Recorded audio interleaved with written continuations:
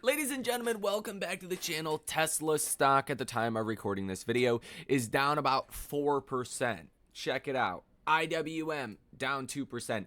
NASDAQ, nasty NASDAQ, down 2.5%. S&P is down almost 2%.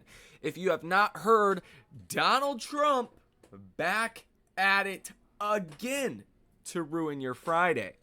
Ladies and gentlemen, we're going to be going over what Donald Trump did and said today that caused the markets to essentially head into a free fall.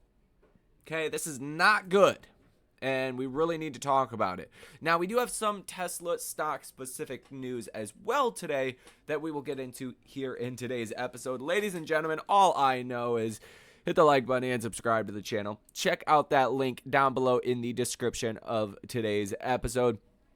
It's the best time to be, or best place to be, when times of volatility come about in markets like they are today. We are going to capitalize on any opportunities that we are given. So come trade with us. Come join. Link down below in the description of today's episode. With that said, let's get into what Donald Trump did today that caused the markets to panic. Okay, so this one really came out of left field here. Like, normally before Trump pulls out the bazooka, we start to hear relations are going bad or something's a problem. Trump doesn't like something. Yeah, no, this time it was just out of left field and literally came out of nowhere. So if you're beating yourself up because you didn't see this one coming, I didn't see this one coming either. Nobody's seen this one coming. And that's why, again, when you look at the markets, it is a straight line down. It does not look good.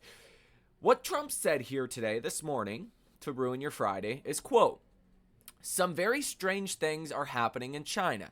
They are becoming very hostile and sending letters to countries throughout the world that they want to impose export controls on each and every element of production having to do with rare earths and virtually anything else they can think of. If it's not manufacturing in China. Nobody has ever seen anything like this, but essentially it would, quote unquote, clog the markets and make life difficult for virtually every country in the world, especially for China. We have been contacted by other countries who are extremely angry at this great trade hostility, which came out of nowhere. Our relationship with China over the past 6 months has been a very good one, thereby making this move on trade an even more surprising one. I have always felt that they've been lying in wait, and now, as usual, I have been proven right. There is no way that China should be allowed to hold the world captive, but that seems to have been their plan for quite some time, starting with the magnets and other elements that they have quietly amassed into somewhat of a monopoly position, a rather sinister and hostile move, to say the least. But the U.S. has monopoly positions also, much stronger and much far reaching than China's. I have just not chosen to use them, and there was never a reason for me to do so, until now. The letter they sent is many pages long and details with great specificity each and every element that they want to withhold from other nations. Things that were routine are no longer routine at all. I have not spoken to President Xi because there was no reason to do so. This was a real surprise, not only to me, but to all of the leaders of the free world. I was to meet President Xi in 2 weeks at APEC in South Korea, but now there seems to be no reason to do so. The Chinese letters were especially inappropriate in that this was the day that, after 3,000 years of bedlam and fighting, there is peace in the Middle East. I wonder if that timing was coincidental. Depending on what China says about the hostile order that they have just put out, I will be forced as President of the United States of America to financially counter their move. For every element that they have been able to monopolize, we have two. I never thought it would come to this, but perhaps, as with all things, the time has come. Ultimately, though potentially painful, it will be a very good thing in the end for the USA. Notice, he says, ultimately, though potentially painful, it will be a very good thing in the end for the USA. One of the policies that we are calculating at this moment is a massive increase of tariffs on Chinese products coming into the United States of America. There are many other countermeasures that are likewise under serious consideration. Thank you for your attention to this matter. Donald J. Trump, President of the United States of America. So even Trump himself says, hey, look, if we have to go through with some of these retaliatory measures, it's going to be painful. Let me put that into English. You're going to have a recession if Trump goes through with this. Fuck, man. Like, just when you thought we were going to be okay. I'll tell you now, I'm laughing, but it's really not funny. The U.S. economy cannot handle a trade embargo with China. You're talking a severe recession.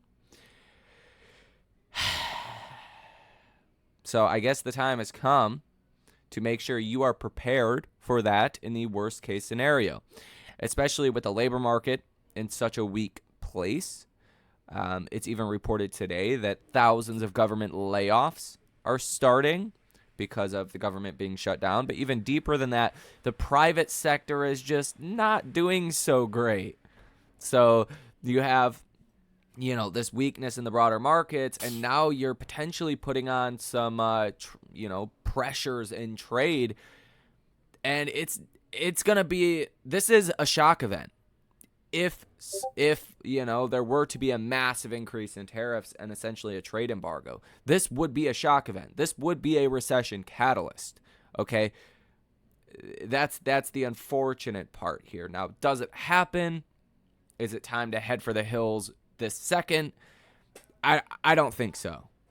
But it is a time in which you got to be very vigilant and understand these things as they are developing. Because mark my words, if Trump reinstates like another 100% tariff on China and we go through a trade embargo, there will be a recession in this country. I don't know if Trump is, bluffing here or trying to get China to back down from some of their recent, changes in their, rare earths or what the ultimate deal is here, what the checkmate move is.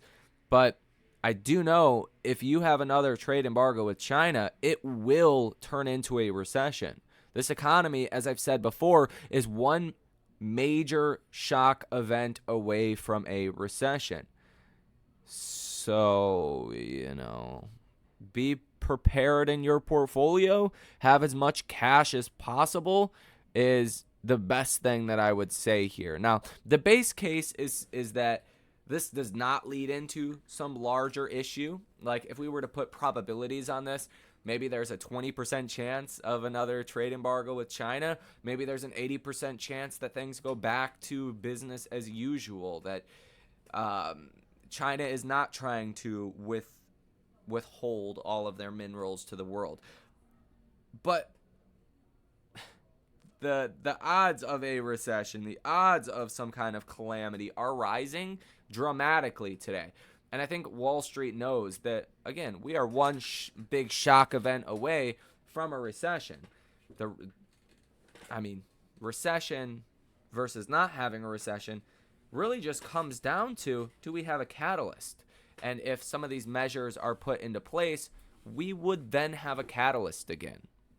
So just be on the lookout. Also in the news today, the BLS that says that they will publish the September 2025 Consumer Price Index on Friday, October 24th at 8:30 a.m. Eastern Standard Time. And here you can see, according to a White House official, federal layoffs will be in the thousands. Now, this says from House GOP that the leaders won't be in next week as it's a district work period. They remain on a 20 or 48-hour notice to return. So, yeah, it doesn't look like there's any progress in getting the government funded. No big deal. At this point, we have bigger fish to fry. Now, this morning, we did get the Michigan Consumer Sentiment Survey that came in at 55.0. The expectation was 54.2, so that actually came in pretty good. 5-year inflation expectations came in unchanged from last month at 3.7%, missing the expected 3.6%.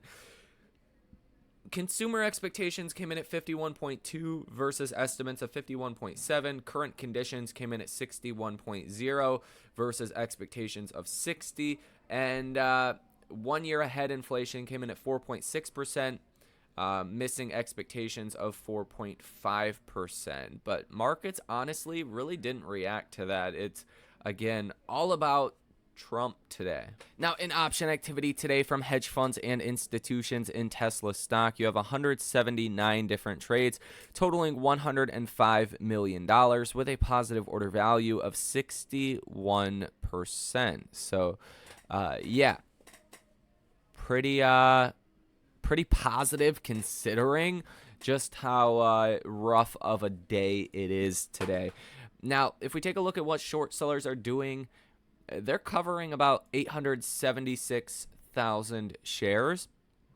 You have 2.74% short interest of free float, $33.53 billion sold short in Tesla stock, totaling about 77 million shares that are currently sold short. In the news today for Tesla, a Tesla Cybercab was spotted at Giga Texas at their crashed test facility. It's getting closer and closer.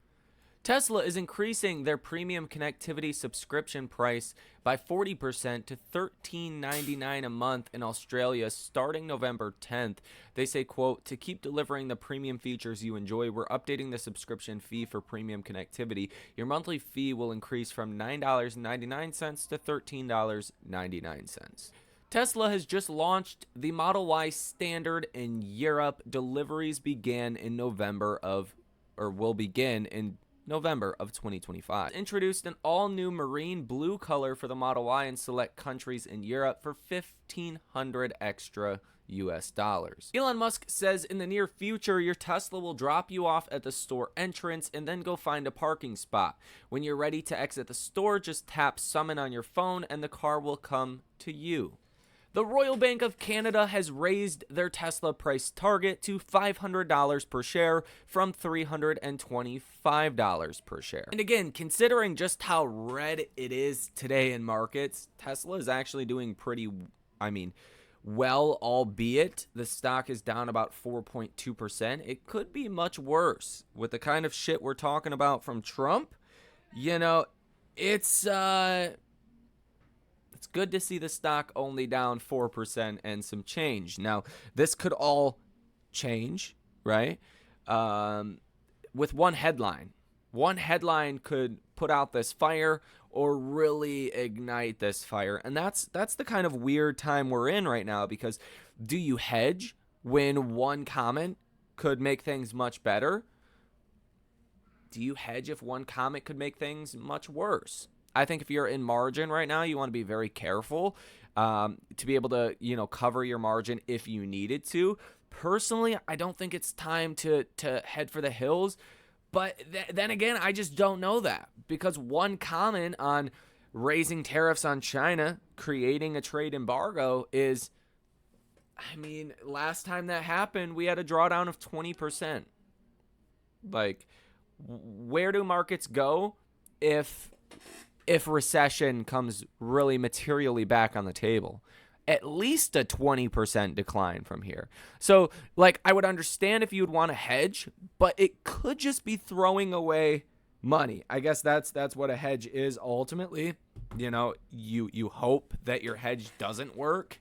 You hope it's just wasted money. But right now is just a weird moment. I think sitting on cash is probably the best thing that you could do if you have cash available. If you don't have cash available, you should probably start getting cash available, because one thing you can do, even if you don't want to hedge, as long as you're not in a crap ton of margin, is just sit there and wait. If stocks fall, you're able to buy, right? If stocks don't fall, great. You have cash, you're invested in markets. That might be the best thing to do here. I'm also looking at some potential hedges in the rare earths segment, in the metal segment, because that could be a win-win either way. It could be a win if, things cool down with China, because the U.S. needs its own supply of rare earths over the longer term, or if things get really bad with China again. well, rare earth seems like an obvious place that people are going to pour money into. So I don't know, just some of my thoughts. If this were to get really bad, yeah, yeah, Tesla is going back into the 300s. Now, things could go back to normal. Things could get fine again, and that's part of just this weird place that we're in right now, when one person's headlines swing the markets this much. So let me know your thoughts on all of this down below in the comments section. Hit the like button as well as subscribe to the channel if you have not done so already. We're going to be talking about this a lot more in the video coming out today at 8 p.m. Eastern Standard Time. So stay tuned to the channel for that one. But that's it. Have a great rest of your day, and I will see you in the next one.